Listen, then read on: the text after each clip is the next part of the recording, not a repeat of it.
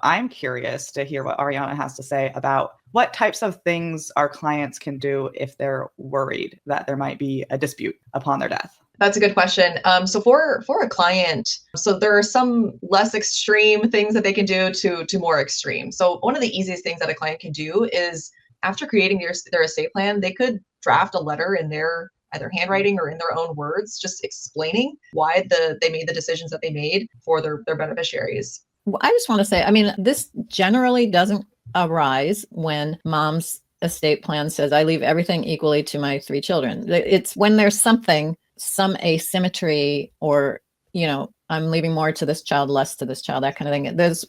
You can kind of see from the plan, there's a potential for somebody to be unhappy. Because people don't challenge estate plans when they're happy with them.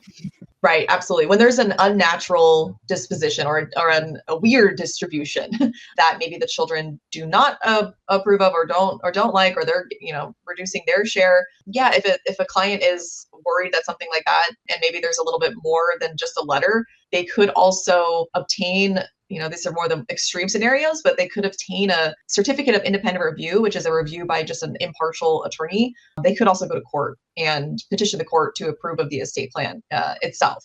Okay. So those are requiring the client to take a few extra steps that most people don't do with their estate plans. Most people, the attorney writes the estate plan and they go home and they don't go visit yet another attorney to kind of validate it. But okay. I've heard of people who go and have a neuropsych evaluation done on themselves so that in the future, there's a record that on the day I signed this document, my brain was okay.